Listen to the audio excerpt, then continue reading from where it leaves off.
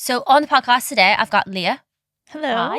Hi. So what kind of the aim of what I'm trying to do with this podcast, obviously we are going to have some meals on here, but it's all going to be really based around women in business and what they've kind of achieved and how they've actually started out, because something I've noticed, and I'm sure Leah's noticed this as well, especially in the fitness industry, it's not the only industry that is very much male dominated.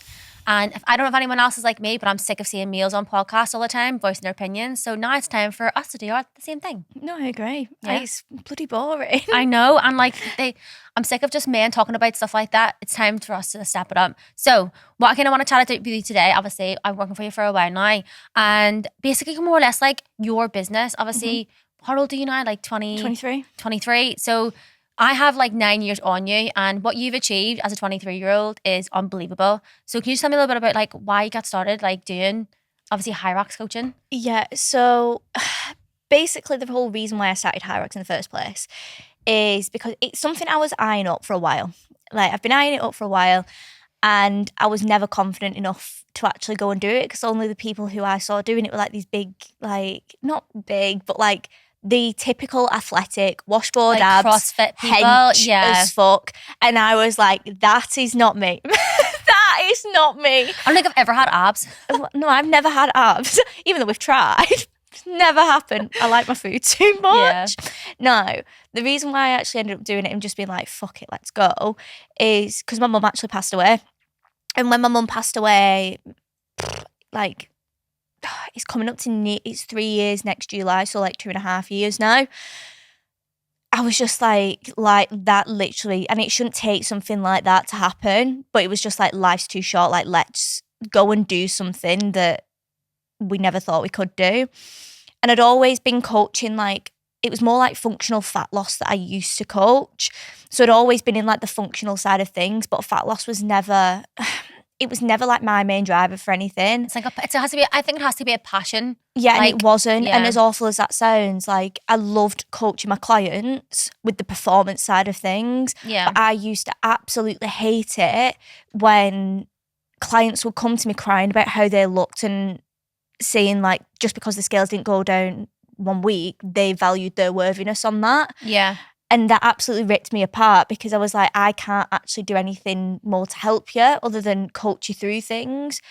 And it's like with fat loss, people have a choice whether they want to stick to the calorie deficit, whether they don't want to, but or go to the gym or not go to the gym. It's very easy to it's very easy. And it's very easy with fat loss, and some people will agree or disagree, and I don't frankly quite care.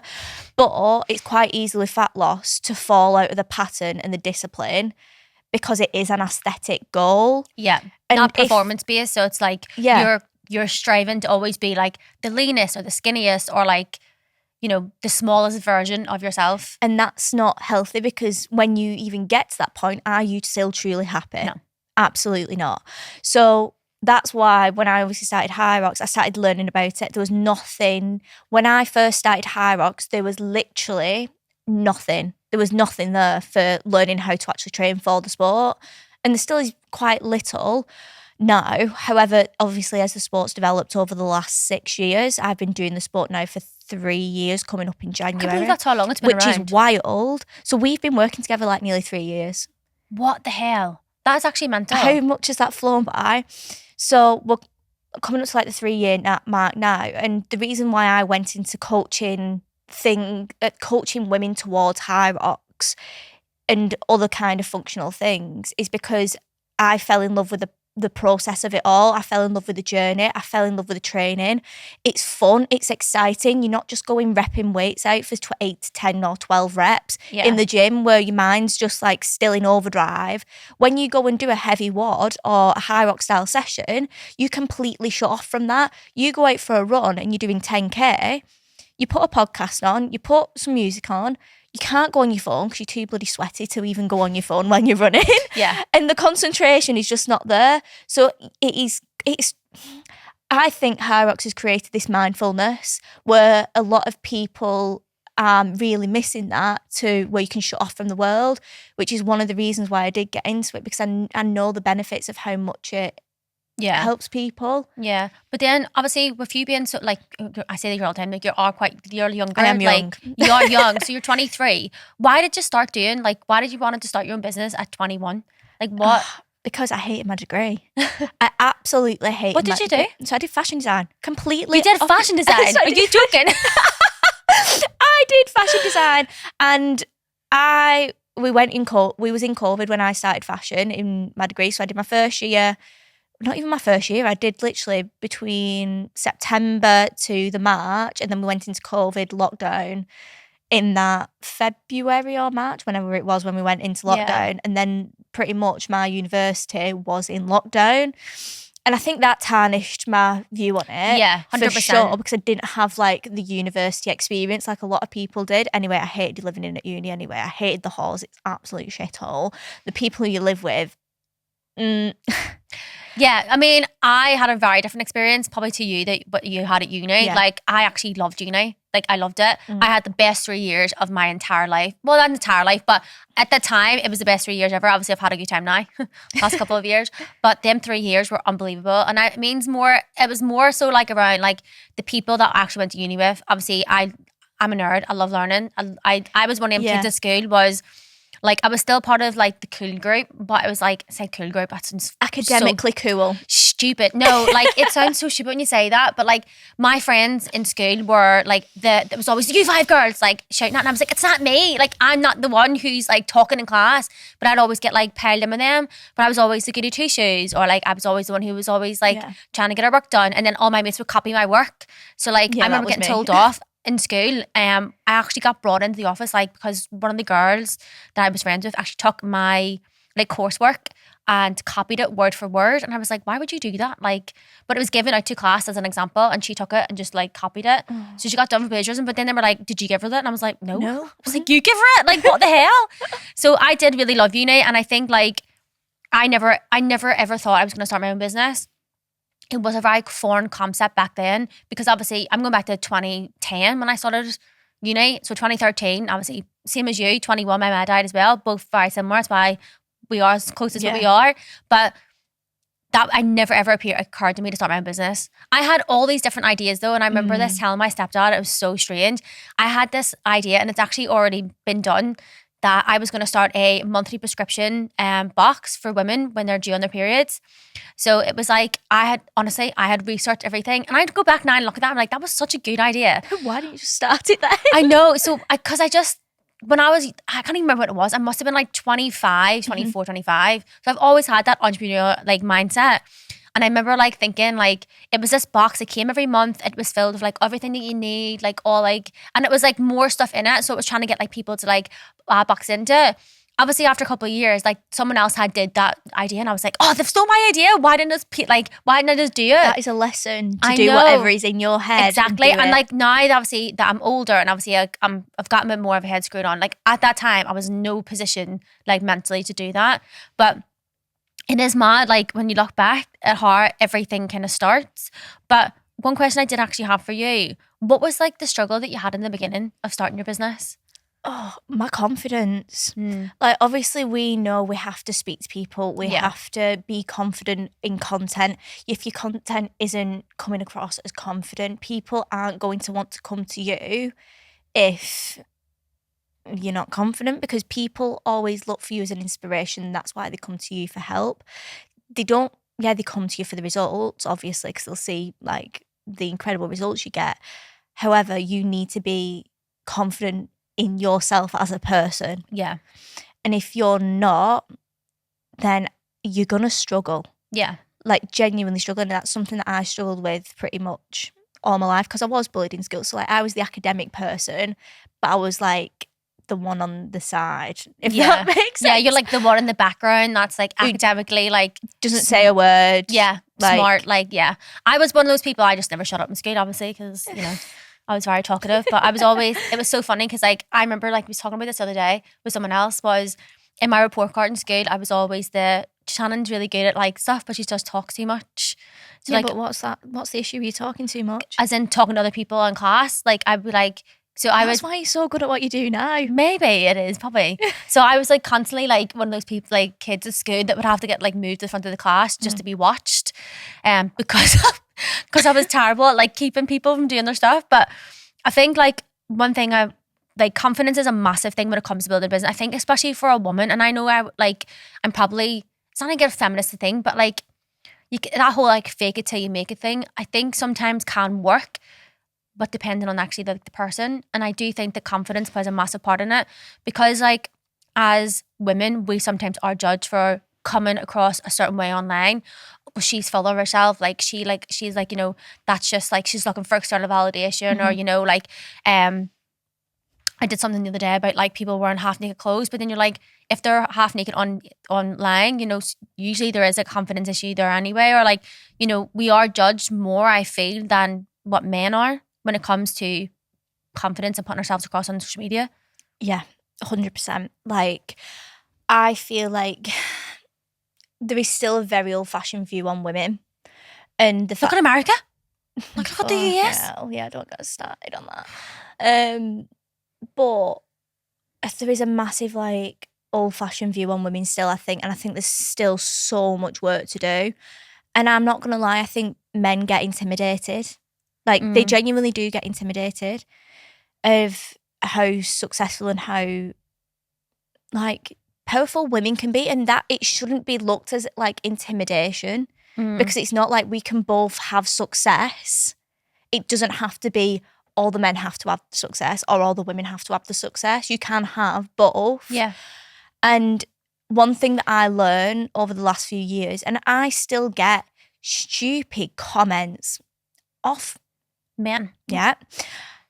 It's like about sometimes how I coach, or sometimes like my own personal success, because they can't deal with it. They can't deal with like a woman doing better than them. And it's not all men, by the way.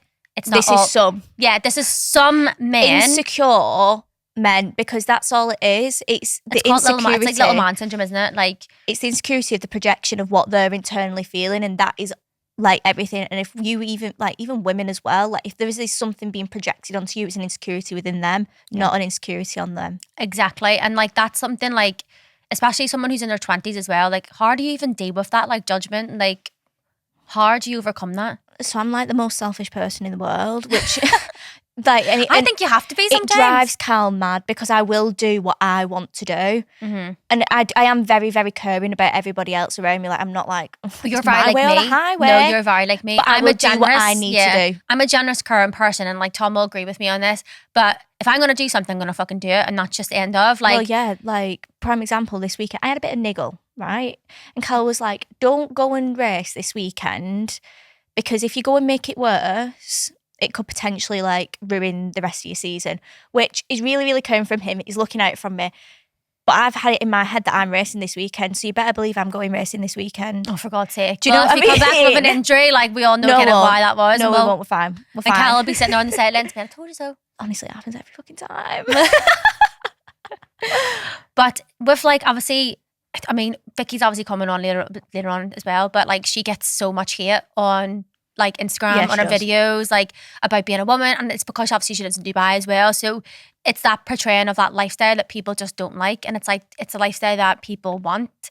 And I think like we can see it from everywhere. Like we as women are judged for a lot of the stuff that we do. Like, and I get all those like comments like about kind of like, oh well, you worked with that person before, you done this before, blah blah blah. And I'm like, yeah, I did. I can change. Yeah, like, but people, that's your own success. Yeah, not everybody else. I know, but then people like will always have like a little snipe, and like usually 9 times out of 10, the comments I get are from men. I've had like one comment of a woman, and I was like, I feel like she was like a Karen, like she was triggered a little bit. Like, and I was like, she was like, what do you mean? You can't like, it's like you have 2,000 followers. Yeah. She's like, you have 2,000 followers, but you know, and I'm like, this is the thing, like, just because I've got 2,000 followers does not mean that I was like, if you want me to sit and go through my certificates, like from when I've done all the stuff that I have done, I can't. So it was just one of those things like that I 100% like, I get like, but it's more or less like, the judgment of other people, it is mostly coming from males, which unfortunately obviously we've got males in the room, but It doesn't mean it's not necessarily all men, is it? I feel like they have. We're going to sound like we're having like a feminist podcast here. We're not, but I feel like it does sound like we're having like a proper feminist bash, like but some men and the men who tend to do the comments or say things or the snides or things like that.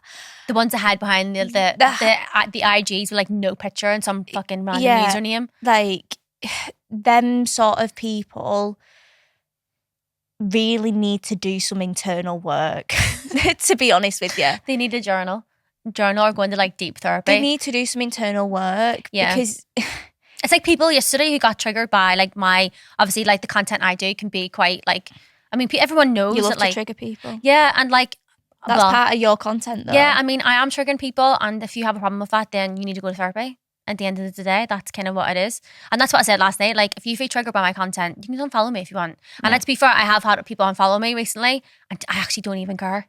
Like, it doesn't bother me. And I used to get really like obsessed.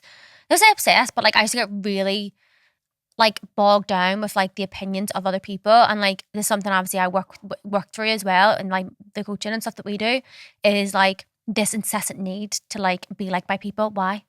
It's like you base your self-worth off that. And I'm like, I've just started getting to the point where I'm like, do you know what? I don't even care. I'm like, if people that in my life like me, then that's fine. Like the people around me that like me, that's okay. If someone strange on the internet, like, it's not going to be like, it's not going to diminish my way of thinking or affect my life in any way. And I just get really annoyed. Like, I just get so annoyed when people unfollow me. I just get really annoyed if people like block me and stuff. And I'd be like, why do I care? Like, why do we care? And it's generally what you said. It's like that projection of other people. Like, we're doing something that they want to be doing, and they don't have the balls to do it. And it also works the other way as well. Like, if something's triggering, you say like the follows, the likes, whatever.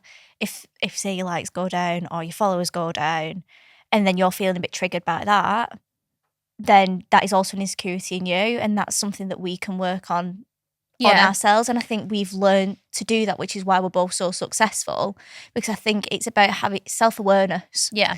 To build that self-awareness, to be able to be like, right, oh no, I can feel myself being a bit triggered by that. What is it specifically that I'm getting triggered by, to help me reframe my mindset around that, so I can actually come up over on top. Because we've both got the same mindset coach, by the way.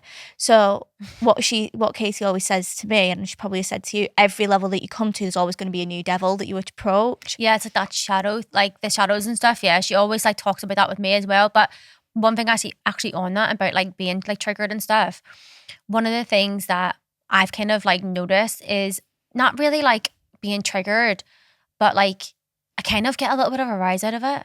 In a way, Yeah. like I'm like, oh, if I got unfollowed today, like that's actually quite funny, because I'm just like, that's how you've changed it though. Yeah, like I'm just laugh at it, because it's like that's like the other side of it. So it's like that's the truth now. I'm like, actually don't care anymore that like you unfollowed me. But if like people started to dislike me who I actually thought like were friends and stuff, then that would be a bit different story. But if it's people on the internet, I don't care. And like actually just something that we touched on before about success, right? So something I never ever talk about is money for myself. Never ever talk about money. And it's like one of those things that I talk about other people, like obviously my clients and what they do, and like, you know, money isn't everything, but like obviously it can bring you a lot of like stability and freedom and stuff. And like money is something I just never ever speak about with myself. And I think because as well, like honestly, it makes me feel really icky. Like I also don't want people knowing how much money I make, because I think that's weird. And it's kind of like, you don't want to like brag about it. But have you seen that like there is men out there that do that, and they talk about it all the time. And like, I'm kind of like in a way, like if you make that much money, do you really have to talk about it? Like if you're so successful, do you have to kind of brag about the money that you make? Yeah. Because I don't feel like we have to do that. And I think that's a woman thing as well. Yeah, I don't see any woman ever talking thing. about, that side of it. Yeah. It's always men. Sorry guys, really apologise for all this. But, you know, just saying, it's mostly men who do all this stuff. I've had this conversation. I've literally had this conversation with Katie. She was like, you should be sharing your success. But it's like, I don't want my clients. Yeah. I don't want my clients knowing how much I'm making, because it's actually nothing to do with them. Yeah. And it's like, it's not even the fact that I am worried about judgment around how much I'm making. It's more the fact that it's a private thing from me. Like, I'm the same. But as well, like coming from our backgrounds, like I grew up in a household where like every single person in my family has always worked like 2 jobs. Mostly the women has always worked 2 jobs, and money wasn't like something that we were privy to. Like we didn't. Well, we never had any money, which is one of the reasons why I started my own business. So I was like, I'm never have been put in that position where I can't go into a shop and buy what I want to buy. And it drives Cal smart. It drives. I spent £75 on a fruit bowl the other day. And he went, why do you even need a fruit bowl? Like, right, it's not like an old. I will send you a photo of it after. It's really, really nice. It weren't just like any fruit bowl. You sound like my Tom though. Like, so like my Tom is not bothered about like spending money and stuff. Like, and sometimes not. I think it's been more like over the last couple months, like obviously because we're getting married and stuff. I'm so cautious of like spending things. So one thing I've learned is, someone could tell me off for saying this, but like the more you spend, the more you get back. Yeah. It's a very weird thing because you're more kind of like you're in tune on the wavelength because money is a vibrational transaction. It isn't like a financial transaction of certain worthiness or things like that.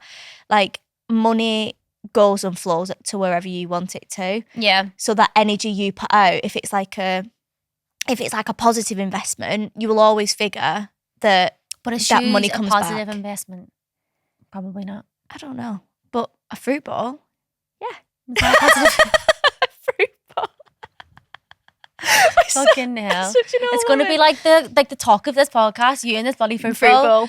But honestly, like I don't know, like it is really strange because like I don't see a lot of people talking about money, and like I think. Obviously it's a lot of like male people online, especially in the fitness industry. We do have a lot of males like talking about like money and like what they like they buy and they spend. Fair play to them, like they do quite well. It's just not my style. I don't feel comfortable, like especially because I have a lot of like people who follow me from back home or like, you know, and I like when this sounds really bad, guys, but where I'm from back home, like it comes across as like bragging, and like that's just the way it is where we live. Insecurity of them, not an insecurity of you. Yeah, but it can come across like, oh, she thinks we're better than us, or like, you know, that's the tech. It can come across that way, and like, I do apologise, people are listening to this from Belfast, but it generally is the way we've always been.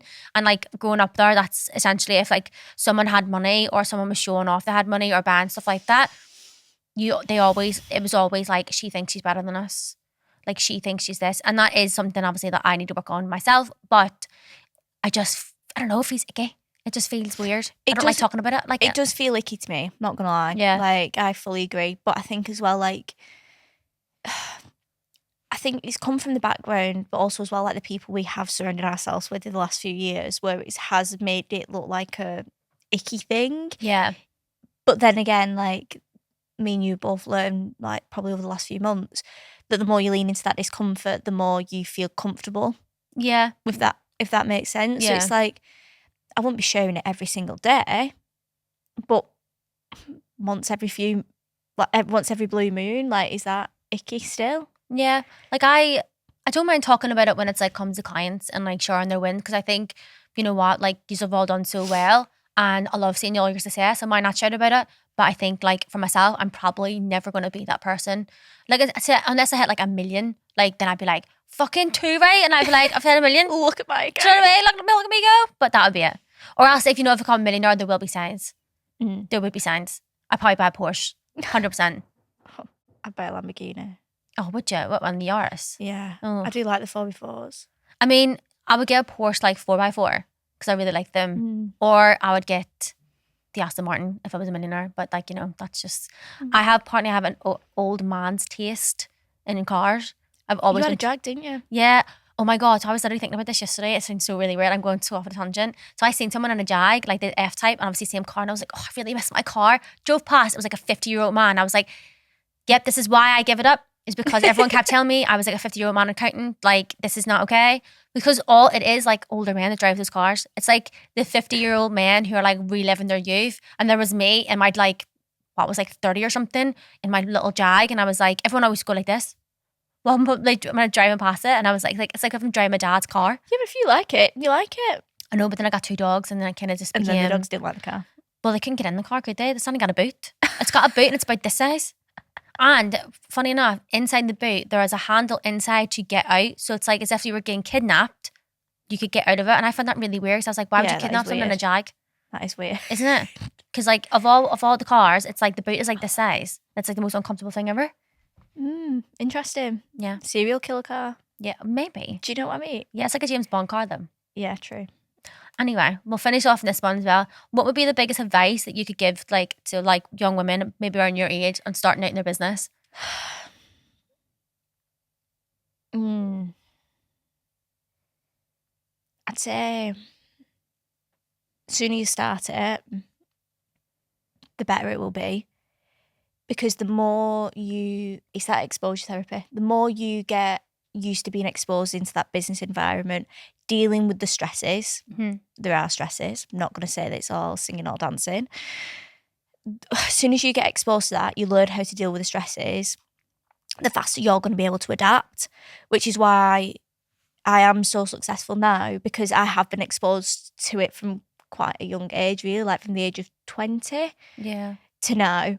Well, actually, no, 19, because I started PTing when I was 19.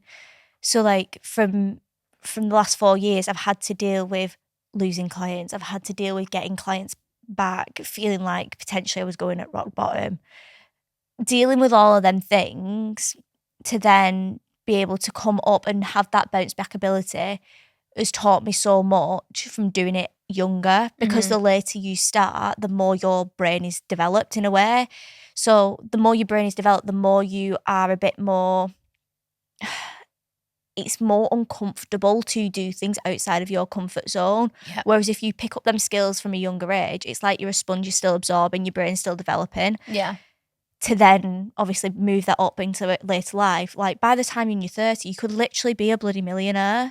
I know. I kind of wish I had started younger, but honestly, 21-year-old Shannon would And not also have been skip able to start a uni. business. And skip uni, it's a waste of money. I'm paying my student loan back now and it's just not. Yeah, I mean, we're saying this now as well, and there's like bloody open days going on outside. I feel like standing outside the uni and being like, we'll do put like a not cardboard go. box, just be a cardboard box there and be like, do not go to That uni. would be such a good content for today. I mean, if you've got any there's a cardboard bin box outside, here, I'm sure we can get a cardboard. I'll take some photos of you standing at the front with you. Don't go to uni. Yeah. Oh my God, that'll be like the slogan. Don't go to uni, start your own business. That is, yeah. Brilliant. Okay, well, thank you very much. That's That was all right. actually a really interesting conversation. Good.